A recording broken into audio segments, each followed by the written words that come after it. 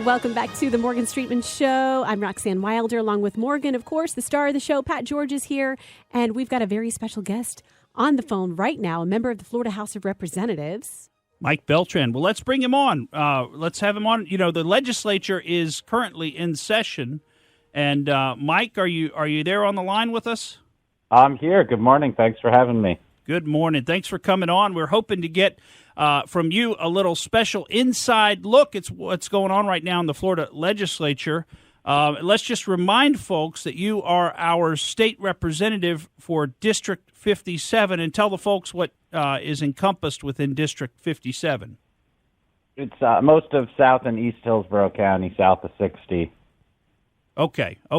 And, of course, you're a Republican, and that's a good Republican area down there, a nice, stronghold of Republican values down in the Southeast County. So tell us how the session has been going and give us kind of an update on some of the important bills that are moving through the committees and through the legislature itself. Sure. So we're in week 6, so we're just past the midway point. We got 4 weeks left in the regular session. The big item for this week is going to be the abortion bill, HB 5. It's modeled on the Mississippi bill, which is in the Supreme Court, and we're expecting a decision on the Mississippi bill by the end of the term in June. And we're passing a similar 15-week ban along with maternal health provisions and other measures to collect data on infant mortality and so forth. So it's really two-pronged approach to protect the unborn and newly born babies. And that will be discussed tomorrow on the floor of the House and then voted upon on Wednesday. And that's moved through 3 committees already, largely along party lines, attracted a lot of attention, and probably the boldest thing in terms of life issues that we've done in my 4 years in the House.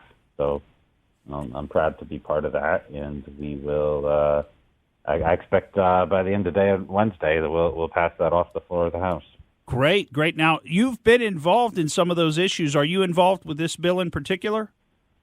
Yeah, I'm involved with the bill. I'm a proud co-sponsor of that bill, and we have a lot of folks who were involved, of course, and we've I think reached a consensus with the Senate on what we're doing. Sometimes. Well, every year we'll do a bill and we'll send it over to the Senate, and sometimes it gets enacted and sometimes it doesn't. But this year I'm confident that we've reached an understanding with the Senate, and we'll be able to enact this bill. And I think the governor will welcome it as well. So I think we're in good shape. And so if that passes, let me ask you this: if that passes, it'll be signed into law when, in like June this year? It will be signed into law sometime this spring. I mean, when the bill actually gets signed into law depends on 2 things. First, the clerk of the House has to send the bill to the governor, and then the governor has to look at it and sign it. And the governor has a time limit to look at the bill and sign it or veto it or not do anything, in which case it becomes law. But that only starts once the clerk of the House sends the bill over. And there's actually... Funny enough, there's no deadline for the clerk. There's a deadline for the governor, but there's no deadline for the clerk. So interesting. Sometimes you'll see the clerk will finish, say, in April, and the clerk will still be sending bills over in July sometimes. So there's a little bit of discretion there, but I expect this is kind of one of those signature bills that probably once it's passed out of the Senate and ready to be sent to the governor, I think it'll be sent over promptly, perhaps before the end of session. Okay, so this could be law pretty early in the spring, and this is a big deal, and I want you to take a little time with us here and explain this to folks, because I know a lot of our listeners have heard about the bill that was passed and signed into law in Texas, the abortion bill, and my understanding of what that law did was it basically created a private right of action for citizens to sue abortion providers or really anybody who aids and abets an abortion. And I can't remember if it had a certain time limit, but it essentially created a private right of action rather than banning the abortion itself. Now, can you tell us what this Florida bill does? And if I misunderstood the Texas bill from your perspective and you want to clear me up on that, feel free to do that as well. No, you're absolutely correct on the Texas bill. The Texas bill took a different approach than what we're going to be doing this week. Somebody did copy the Texas bill and file it, but that bill's not moving, and frankly, that's not the right approach. I think that we need to be honest as conservatives about the fact that we disagree with existing Supreme Court case law on abortion, and that Roe was wrongly decided, and it's been in controversy ever since, and that we disagree with the fundamental holding because there's no textual protection for abortion whatsoever in the Constitution. I think we need to be honest about that. When we try to do things that accept the premise of Roe but then try to legislate around it, those are the things that get thrown out by the Supreme Court. I'll give you a couple of examples. One of them is the Texas bill, which hasn't been fully adjudicated, but it got a lot of pushback from the Supreme Court. And the sense is, if there is a constitutional right, then you can't create a private right of action for people who are to sue people who are exercising a constitutional right any more than you could sue somebody for having a gun or for publishing a newspaper or any of these other protected constitutional rights. So doing a private right of action and leaving it to private enforcement really doesn't answer that. And we see that with the defamation laws, which are very deferential to anyone who's speaking about political matters and so forth. So that approach really doesn't work. There was a lot of pushback on some of the initial procedural jousting in the Texas heartbeat bill case. Second thing that's different between our bill and the Texas bill is we set it at 15 weeks. So 15 weeks is really plenty of time. There's no question that somebody's going to know they're pregnant well before 15 weeks, and then once you know you're pregnant, you have plenty of time to get the abortion. It's not the most aggressive abortion bill. Again, this was a result of a lot of compromise within our chamber with the Senate and so forth. And I think though the upside of that though is it's going to easily pass constitutional muster. If you listen to oral argument in the Dobbs case before the United States Supreme Court in December, most of the question, almost all the discussion was about stare decisis. In other words, are we going to follow Roe versus Wade, and if so, how far?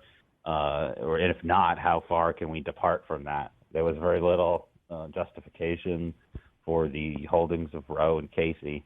And so I think the Supreme Court is at least going to move to approve the 15-week ban, if not really question Roe and Casey as well. And yeah. So our bill is, I think our bill will, first of all, I think our bill is going to be enacted. And second of all, I think it's going to be upheld in the courts. Okay, great. Well, we'll look forward to that. Some more news on that. Tell us what else is going on in the legislature this session. So I have a couple of interesting bills. One of them is going to put another constitutional amendment on the ballot to limit the subject matter of constitutional amendments. Anyone who's been to the polls in the last decade know that the special interests will put all manner of policy matters into our Constitution in the form of ballot initiatives that the voters have to vote upon at the polls. And we've seen things such as expanding gambling, giving gambling monopolies. We've seen things like minimum wage. We've seen all sorts of things as constitutional amendments put on the ballot. Right. And some of these may be good policies, something like banning indoor vaping or banning offshore drilling. But those are things that should be addressed by the legislature. And they don't need to be in the Constitution because the Constitution's for individual liberty, separation of powers, limited government, things of that nature. That's what needs to be in our Constitution. That's what's in our federal Constitution, which is a revered document. And then you go and go ahead. Well, yeah, I was just going to say, we've talked about that on the show just about every legislative session and every year, every election. And the point is these items ought to be brought up and put through the legislature. They are legislation. It's really not proper to make all these little tweaks and changes and little nuances and exceptions and rules and putting all of that into the Florida Constitution. Florida Constitution is a foundational document. It's not meant to express every legislative agenda that we might have in the state. And so you're bringing forward a bill essentially to make it harder then to legislate through constitutional amendment, which has been happening in the state of Florida. We've seen it in the elections over the past couple of decades. It seems to be increasing in frequency, and your bill is going to put a stop to that. That's absolutely correct, because there are certain type of things that you want to give the legislature flexibility on. For example, minimum wage. If there's a lot of inflation, maybe we want to raise the minimum wage faster. If there's a recession, maybe we want to take the minimum wage down to provide more employment opportunities and allow businesses to recover. It all depends on those essential policy judgments that we elect the people's representatives to do. And when we do legislation, remember, we were just talking about abortion. We were talking about our interplay with the Senate and the governor. And that's important, not just on that type of legislation, but all types of legislation. There's a give and take. And by the time something is enacted, it's been scrutinized. Hey, Mike, can you stick around through this break? We're coming up to a hard break, but we'd love to keep you on if you can stick around. Sure, absolutely. All right, we'll be right back.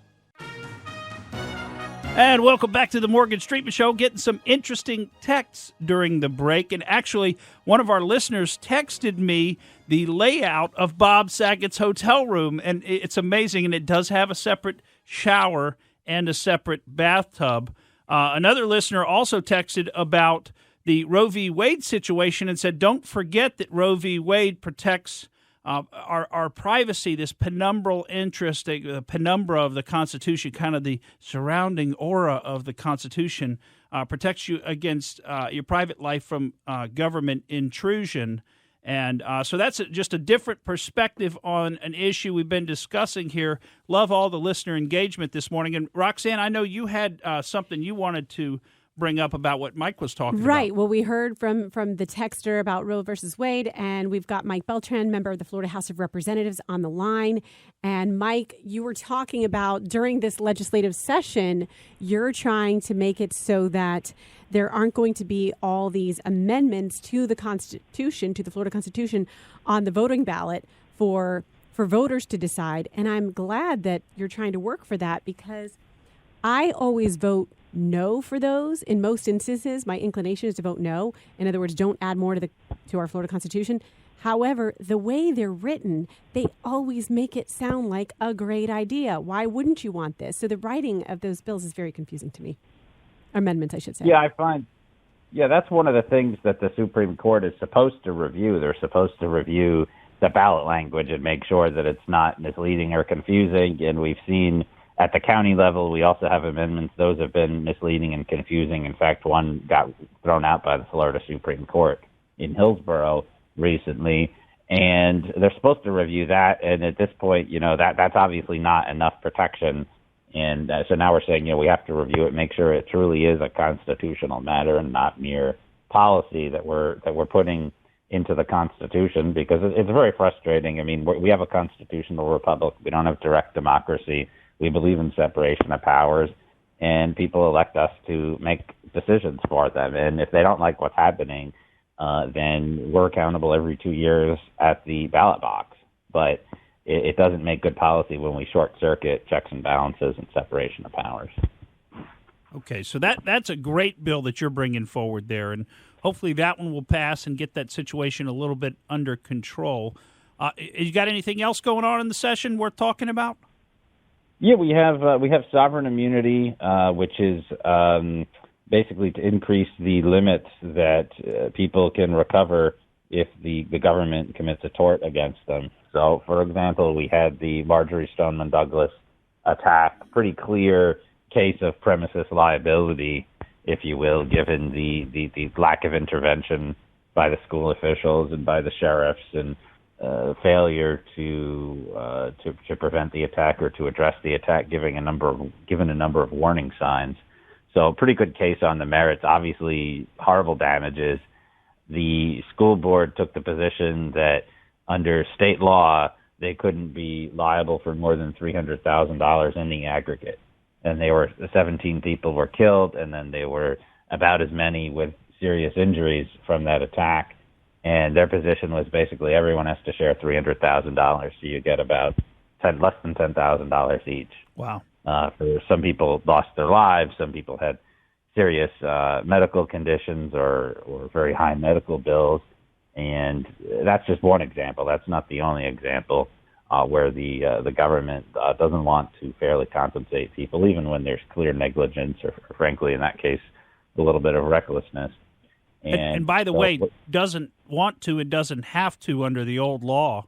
And I can tell you from experience, Mike, and you know this as well, that they'll negotiate down from their sovereign immunity limits. They say, oh, that's if you take the whole thing to trial and you get everything that you could possibly get. You know, you get this low number. What you said, it's $300,000, and it's $200,000 or $300,000 aggregate. Yeah, it's $200,000 per person. Okay. So essentially, what they're saying is, if two people get hurt, then one or both of them is going to get less than what they deem the individual limit is. So you don't even get two full pieces of compensation at the $200,000 limit. You get $300,000 total for the entire incident. So if there's multiple victims, then the very second person is going to get cut, and possibly the first, maybe they have to share it 150. The law doesn't say, by the way. So right. I didn't think that part was fair either. And so you're changing that now. You're raising that limit? We're raising the limit to $1 million per person, and we're thinking of putting in an aggregate cap. Right now our draft legislation does not have an aggregate cap, but the aggregate cap should be some multiple of the individual limit, not 1.5 times the individual limit or some fraction thereof. That doesn't make any sense. Yeah. Because, like I said, that disenfranchises the very first few people who get injured, which is the purpose of that is to prevent some catastrophic liability for the sovereign. And then there's a number of other procedural mechanisms that they also use to evade payment even when they settle the case and they agreed to pay, and we're trying to close some of those loopholes as well. Okay. Well, so that'll get people who are deserving of funds a little bit more probably of what they're deserving of from these governmental entities when the governmental entities do something that is wrong, essentially. Absolutely, yeah. And we'll still have cats, and there's still a heightened liability requirement, and there's still a lot of things that we have in place to protect the taxpayer. They limit the attorney fees, recoveries, and so forth, and we're not touching any of those things. So there's I think we just need to get to a better balance, because a lot of times government acts with impunity, and they either know that they can't get sued or it's too hard to sue them, or if you do, then you're not really going to get much out of them and be able to get any kind of adequate compensation for your injuries. Yeah, okay. Well, those are three great developments. You think all three of those, I know you said the abortion bill you felt like would pass probably tomorrow. The other two you think will also pass, or how are they looking? Yeah, they're all moving. The Constitution bill is ready for the floor. Sovereign immunity will hopefully be in the Judiciary Committee this week or next. And the abortion bill, we'll discuss it tomorrow. We'll vote on Wednesday, and then we'll see what the Senate does. But I'm pretty confident that they'll get it done. And it may be, somebody wrote in and was talking about individual liberty.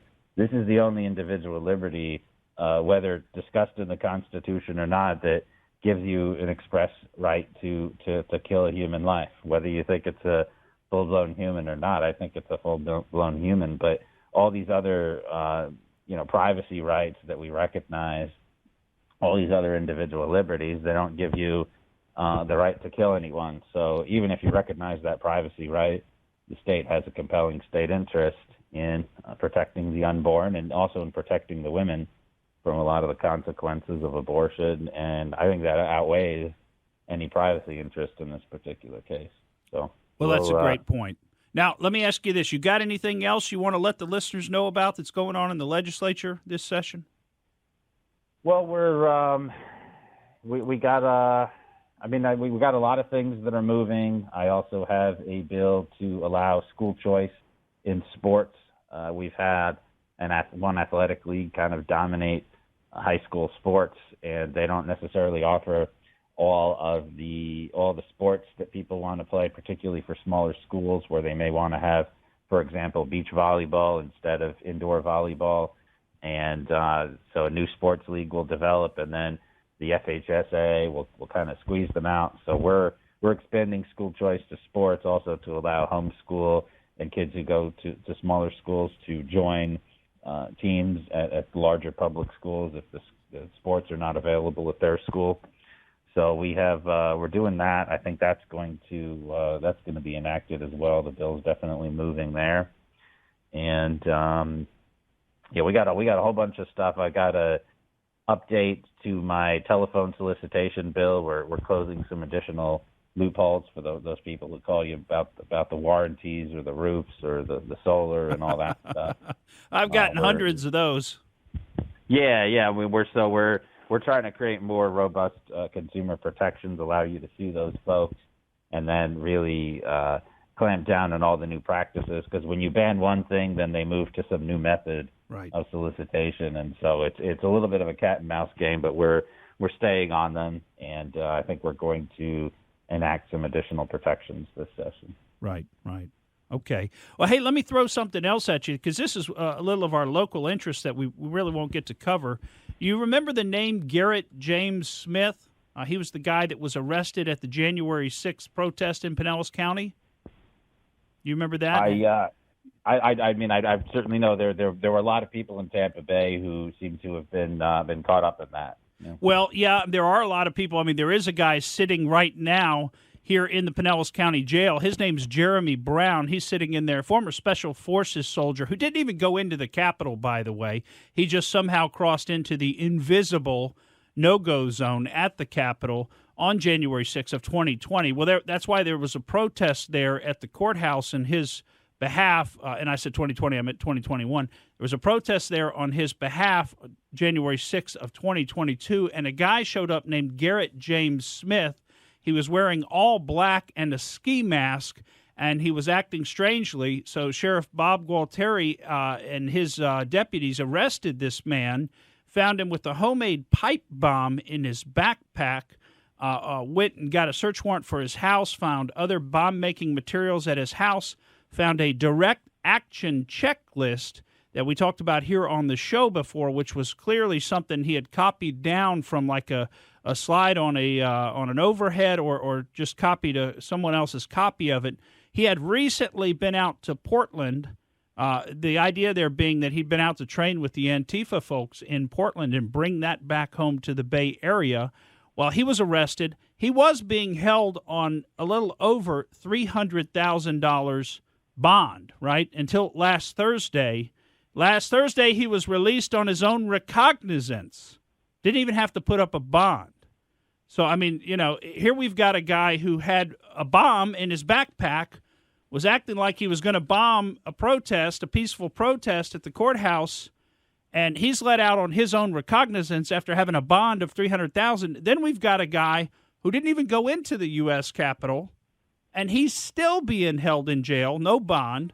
He's still being held in jail over a year later now, and that guy, his story is really, really interesting because actually the FBI had approached him and asked him to essentially be a mole on January 6th. He refused, and then it was several months after that. He did still go to the protests, like I said, and then several months after that, he wound up being arrested on misdemeanor trespassing charges. So here's a guy on misdemeanor trespassing charges sitting rotten in jail here in Pinellas County. Meanwhile, you've got an Antifa Black Bloc member who was there ready to blow up a protest, had more bomb-making materials at his house, had an Antifa-written direct action checklist on his person, and that guy is released on his own. Now, he's not a danger to the community, right? That guy's released on his own recognizance. Well, Mike, I won't ask you to comment on that because we're up against a hard break, but thank you so much for joining us on the Morgan Streetman Show. We'll have you back soon. Thank you for listening to the Morgan Streetman Show. We hope you enjoyed what you heard, and if you did, please click like and subscribe to help us out. And remember that we recommend that you exercise your brain at least once a week.